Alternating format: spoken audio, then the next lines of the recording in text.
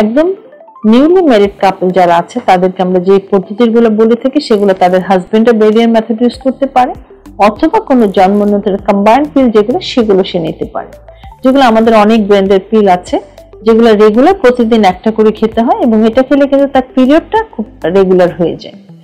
আর আরো কিছু পদ্ধতি আছে, যেমন আমাদের কপারটি আছে, নরপ্লেন্ট আছে, এগুলো হয়তো আমরা লং রিভার্সিবল কন্ট্রাসেপ্টিভ বলে থাকি, লর্ড বলে থাকি। এগুলো হয়তো 3 বছরের জন্য, 5 বছরের জন্য, 10 বছরের জন্য দেওয়া হয়।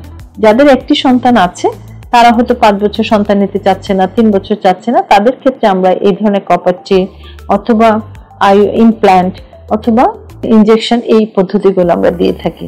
কাজে আর একদমই যাদের দুটো সন্তান হয়ে গেছে বা ফ্যামিলি কমপ্লিট হয়ে গেছে, তাদের বয়স হয়ে গেছে বা তাদের 2-3টা সিজার আছে, সেই ক্ষেত্রে কিন্তু পার্মানেন্ট মেথডও আছে যেটা লাইগেশন। কাজে আমি বলবো যে অবশ্যই আনপ্ল্যান ভাবে যদি কোনো প্রেগনেন্সি না হয়, কাজে আপনারা আনওয়ান্টেড যাতে কোনো প্রেগনেন্সি হওয়ার পরে যাতে আপনাদের অ্যাবর্শন বা এমআর করতে না হয়, কাজে যার জন্য যেটা রেসপেক্টিভ যে পদ্ধতিটা সুটেবল, অবশ্যই আপনি রেসপেক্টিভ কনসালটেন্টের কাছে এসে আপনার জন্ম নিয়ন্ত্রণের পদ্ধতি কোনটা আপনার জন্য সুটেবল সেটা জেনে যথাযথ একটি পদ্ধতির মধ্যে থাকবেন, তাহলেই কিন্তু আপনার ফ্যামিলি প্ল্যানিং হবে এবং প্ল্যান ওয়াইজ আপনি আপনার ফ্যামিলিটা করতে পারবেন।